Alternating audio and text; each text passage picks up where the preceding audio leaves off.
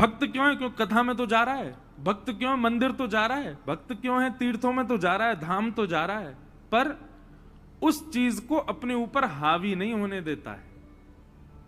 जैसे आजकल इन भक्तों की ज्यादा संख्या हो गई है, वृंदावन में भीड़ बहुत हो रही है, तीर्थों में भीड़ बहुत हो रही है, महाकाल चले जाओ, ओहो महाराज कितनी भीड़, लंबी लाइन लगी है। सब मंदिरों में भीड़ तो बढ़ गई है, पर यदि अगर देखा जाए, किसी की निंदा नहीं है, पर अधिकतर संख्या किसकी है? तामसियों की है। कोई व्यक्ति वृंदावन से आता है तो मुझे बड़ी चिड़चिड़ाहट होती है। कब? जब वो ऐसी बात करता है। कैसी? महाराज जी हम वृंदावन गए थे। मैंने कहा अच्छा क्या किया वृंदावन जाके? वृंदावन गए, सबसे पहले महाराज जी वहां पर जो है जा करके हमने और बढ़िया लस्सी पी और आलू की टिक्की खाई, पेड़ा लेकर के आए, और महाराज जी वहां पे हमने राधा राधा ऐसे लिखवा लिया था यहाँ पे। उसके बाद हमने फिर खूब बढ़िया वहां नृत्य किया, और फिर सब चीज करने के बाद फिर हम बिहारी जी गए, फिर हमने संतों के दर्शन किए, फिर जमुना जी प्रणाम किए, आ गए। आप जाकर के वहां उद्देश्य क्या रख रहे हैं अपना? ये तामस भक्त का लक्षण है। ये तामसिकता आ जाती है आपके भाव में जब आप इस प्रधानता से वहां जा रहे हैं। तो हम वृंदावन जाने का नियम बताते हैं। सबसे पहले वृंदावन में प्रवेश करते ही वहां की रज को प्रणाम करो। पंचायतन है वृंदावन के पहले 5। जिस प्रकार स्कूल में जाने के लिए यूनिफॉर्म चाहिए, स्कूल में जाने के लिए वेल ड्रेस्ड अप जैसा स्कूल का नियम है वैसा चाहिए ना, वैसे वृंदावन का भी नियम है। सबसे पहले वृंदावन की रज को प्रणाम करके माथे से लगाओ, उसके बाद वृंदावन के वृक्षों को हृदय से लगा करके उनको प्रणाम करो, फिर किसी ब्रजवासी के घर की मधुकरी पाकर के ब्रजवासी को प्रणाम करो।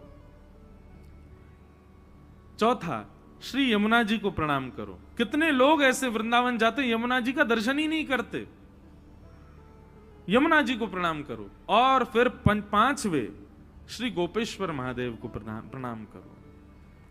वो वृंदावन में बैठे इसीलिए ताकि आपको वृंदावन का अधिकारी बना सकें। जो अधिकार प्रदान करने वाले, हम उनसे वंचित होकर वृंदावन जाते हैं, वृंदावन के रूप को नहीं समझ पाते। गोपेश्वर महादेव को प्रणाम करो, इन पंचायतनों को प्रणाम करो, रज को, वृक्ष को, ब्रजवासी इनको, यमुना जी को और श्री महादेव गोपेश्वर महादेव को। इनके बाद कहीं जाओ, बिहारी जी, राधा वल्लभ जी, राधा रमन जी, राधा दामोदर जी, गोपीनाथ जी, गोपेश्वर जी आदि आदि। सबसे पहले इन 5 को प्रणाम। लेकिन हम लोग क्या कर रहे हैं? हमारे पंचायतन दूसरे हैं। सबसे पहले करते हैं भेल पूरी को प्रणाम, फिर करते हैं लस्सी को प्रणाम, फिर करते हैं आलू की टिक्की को प्रणाम। उसके बाद कहीं जाकर के बिहारी जी को देखते हैं। बात तो मैं वहां ले गया, लेकिन यहां पर तामसी भक्त की चर्चा हो रही है। तामसी भक्त कैसा होता है? बोले कथा में तो जाएगा, मंदिर तो जाएगा, सब कुछ करेगा, लेकिन अपने जीवन में लागू नहीं होने देता उन चीजों को, सुनने तक सीमित रखता है बस कथा को।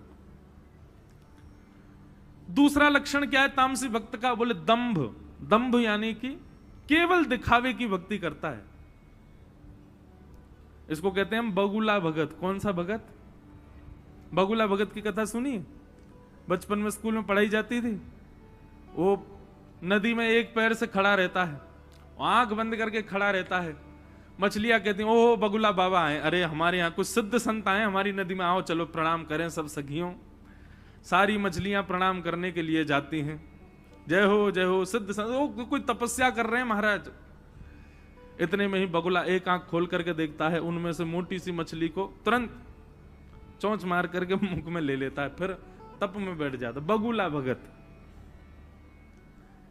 तो ऐसे ही बगुला भगत मतलब दंभ, केवल दिखा रहे हैं, दिखावे की भक्ति। और आजकल तो ये बहुत ज्यादा हो गई है, बिना दिखावे के तुम्हारा काम ही नहीं चल रहा है। तामसी भक्त का लक्षण क्या है? वो दिखावा करता है, वो दिखाता है कि देखो मैं भक्त हूं।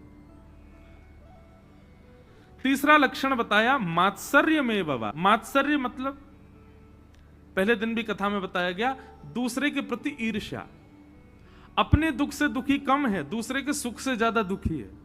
वो इतना सुखी क्यों है?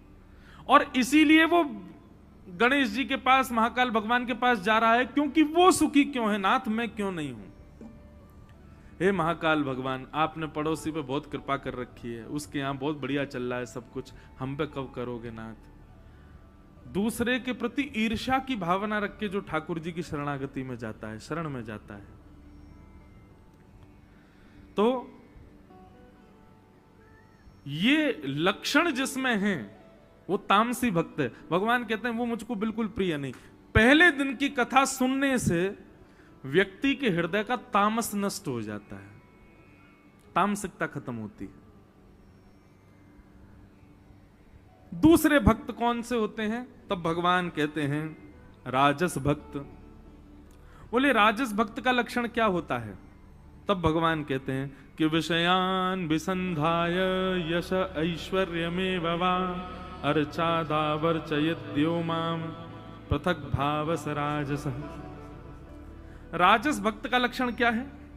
बंधुओं देखो, अगर आप तामसी हो तो आपका संकल्प है कि आपको राजस बनना है।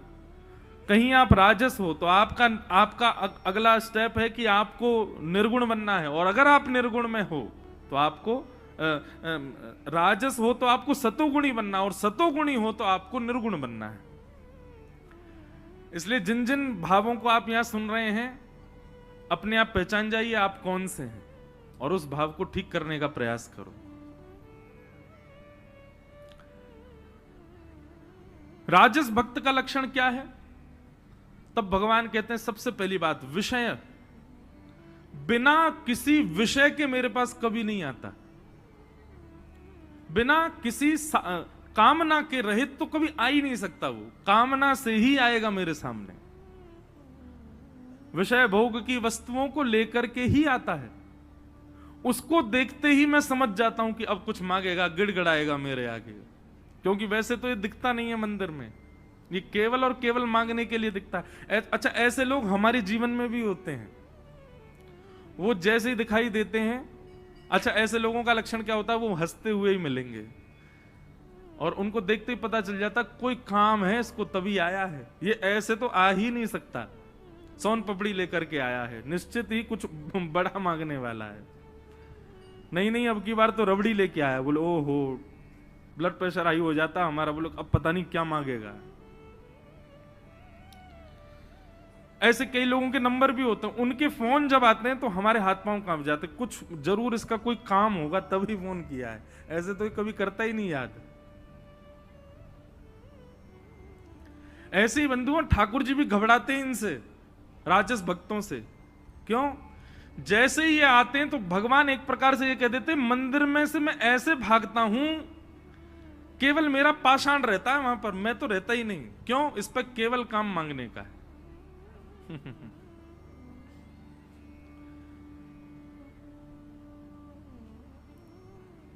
मैया मुरादें पूरी कर दे, हलवा बांटूंगी।